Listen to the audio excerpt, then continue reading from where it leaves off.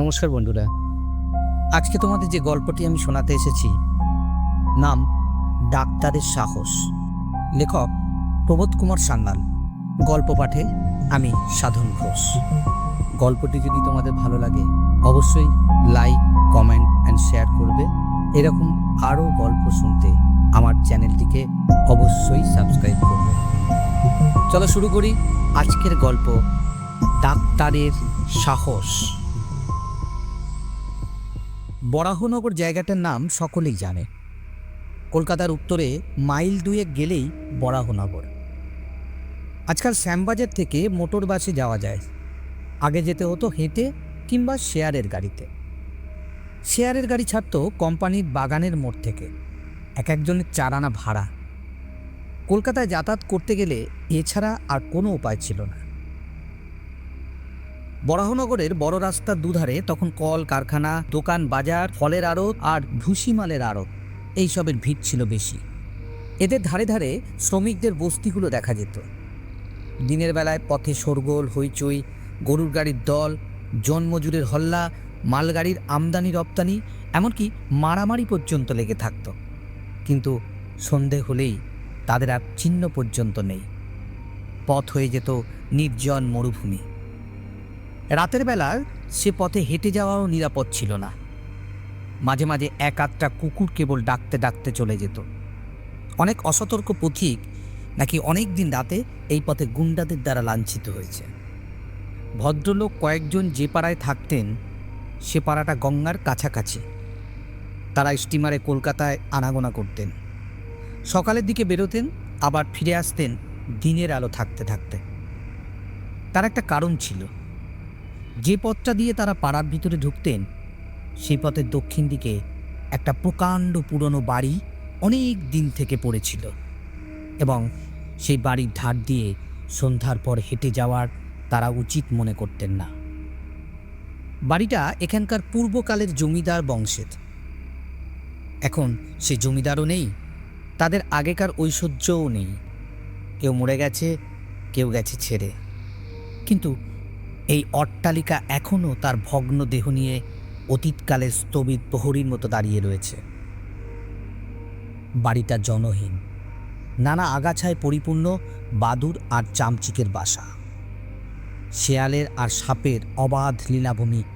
শুধু তাই নয়, লোকের বিশ্বাস এ বাড়িতে নাকি কোনো কোনো গভীর রাত্রে মানুষের কান্না শোনা যায়। আগেকার সেই জমিদারের 2টি মেয়ে নাকি গলায় দড়ি দিয়ে আত্মহত্যা করেছিল। অর্থাৎ এ বাড়ির অন্দরমহলে ভূত আছে। ভূতের কথা শুনলে আর রক্ষা নেই। ভগবানের চেয়ে ভূতকে ও পাড়ার লোক বেশি মানে আর ভয় করে।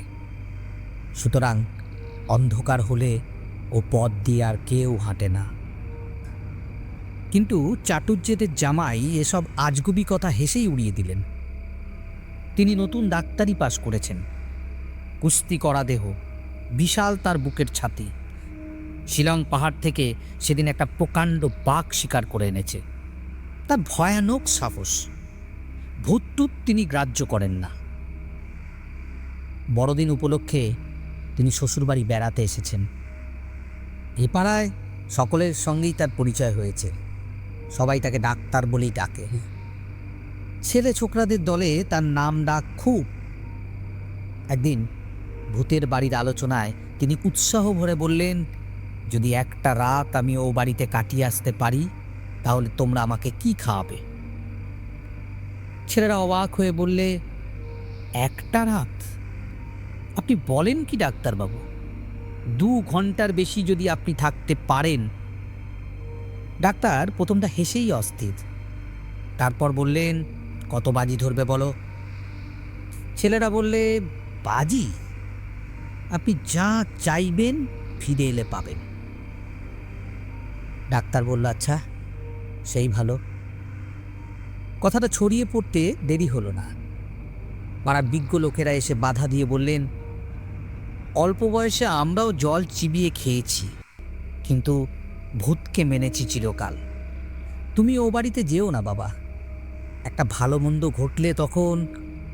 ডাক্তার হেসে বললেন, আমাদের জাতের অবনতির একটা কারণ আমাদের এই ভূতের ভয়। বিজ্ঞ মানুষেরা বললেন, আমাদের কথা তবে শুনবে না? ডাক্তার বললেন, আজ্ঞে না। শ্বশুরবাড়ির সকলে কান্নাকাটি করে অস্থির। এমন সর্বনেশে ডাকাত জামাই তাদের না হলেই ভালো ছিল। ডাক্তার বললেন, আমাকে যদি আপনারা বাধা দেন তাহলে ভবিষ্যতে আপনাদের সঙ্গে আমার আর কোনো সম্পর্ক থাকবে না। শাশুড়ি বললেন, বাঁচলে তো সম্পর্ক। সম্পর্ক যাক বাবা, সম্পর্ক যাক, তুমি প্রাণে বেঁচে থাকো। ডাক্তার কোনো কথা শুনলেন না। তার বন্দুক আছে, কুকুর আছে, দেহে অপরিসীম শক্তি আছে, তার ভয় কি? সকলের বাধা নিষেধ অগ্রাহ্য করে তিনি প্রস্তুত হতে লাগলেন। সেই দিন ছিল অমাবস্যা। ডাক্তার কোট প্যান্ট পরে বন্দুক হাতে নিয়ে টর্চটা পরীক্ষা করে হেসে বললেন, রেডি। রাত তখন 10টা বাজে। পাড়ার ছেলেরা দল বেঁধে লাঠিসোঁটা হাতে নিয়ে শোরগোল করে একবার সেই প্রকাণ্ড বাড়িটার ভিতরে তন্ন তন্ন করে দেখে এলো। শীতের দিন, সুতরাং বিছানা এবং আনুষাঙ্গিক জিনিসপত্র দিয়ে আসা হলো। বড় একটা ঘড়ি রইল টেবিলের উপর, একটা জলের কুঁজো আর কাঁচের গ্লাস, একটা লাঠি, এবং বলা বাহুল্য কার্বাইডের একটা উজ্জ্বল আলো। টমি, চিরবিশ্বস্ত টমি ছিল সঙ্গে সঙ্গে।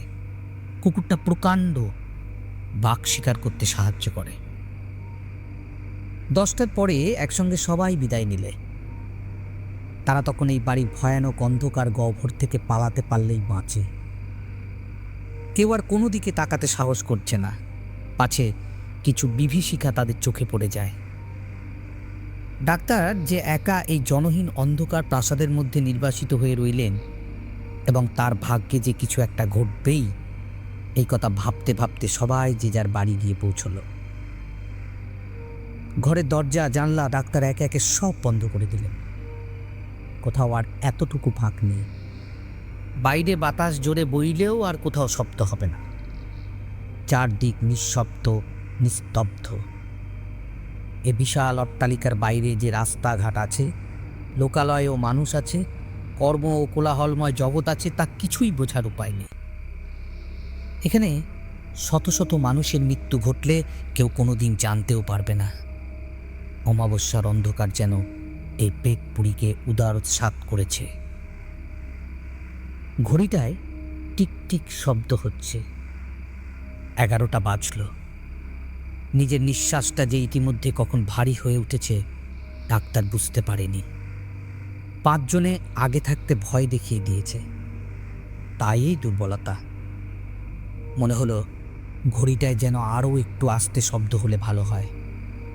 ওটা ভয়ানক জীবন্ত। বিছানার উপর বসে ডাক্তার এদিক ওদিক তাকালেন। দেয়ালগুলো জীর্ণ, তার গায়ে নানান রকম আজি বুঝি কাটা, অনেকটা যেন মানুষের কঙ্কালের মতো। ডাক্তার চমকে ফিরে তাকালেন। না, কেউ নয়, বাতাসের শব্দ। না, বাতাসের নয়, বোধহয় কোনো পোকামাকড়ের আওয়াজ। কিন্তু কোন দিকে? জানালায় না দরজায়? খট খট। কে কে ধাক্কা দিল দরজায়? টমি মুখ তুলে তাকালে। একবার সে একটু গোঁ গোঁ করে উঠল। সে যেন বাঘের সন্ধান পেয়েছে। না, কেউ নয়, বাতাস। পুরানো দরজা, বাতাস একটু নড়ে বইকি। টমি তার প্রভুর কোলের কাছে আবার মুখ নিচু করে পড়ে রইল। ডাক্তার হাত বুলিয়ে দেখলেন তার বন্দুকটা ঠিক আছে কিনা। নিজের হাতটা যেন সহজে আর নড়তে চাইছে না। কেমন যেন মনে হতে লাগলো যে নিজের উপর কর্তৃত্ব তিনি হারিয়ে ফেলেছেন। তবু অনেক চেষ্টায় তিনি গায়ে ঢাকা দিয়ে শুয়ে পড়লেন। চোখ বন্ধ করবার চেষ্টা করলেও কিন্তু পলক পড়ছে না। চোখের তারা যেন স্থির হয়ে গেছে, পাথরের মতো প্রাণহীন। ঘড়িটা টিকটিক করছে।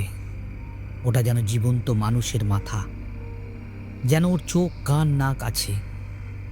ডাক্তারের দিকে চেয়ে হাসছে, পেটের মতো হাসি। হঠাৎ তার দৃষ্টি পড়ল দেওয়ালের গায়ে। ও কি?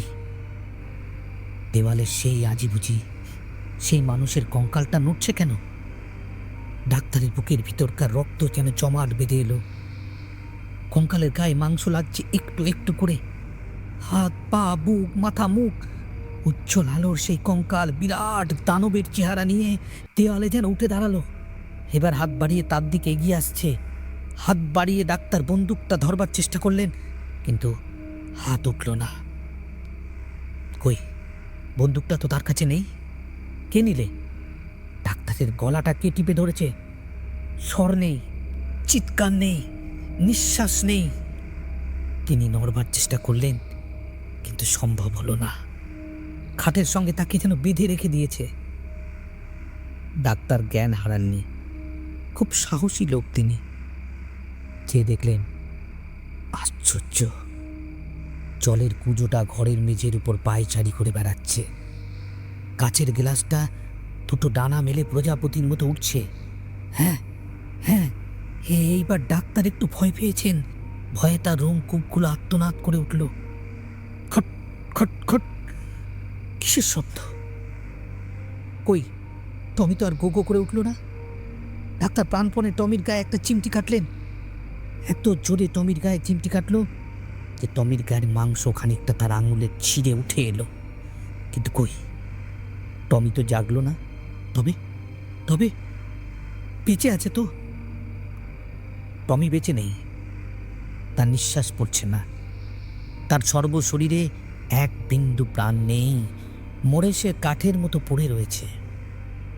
এপাশে বন্দুক নেই, ওপাশে টমি নেই।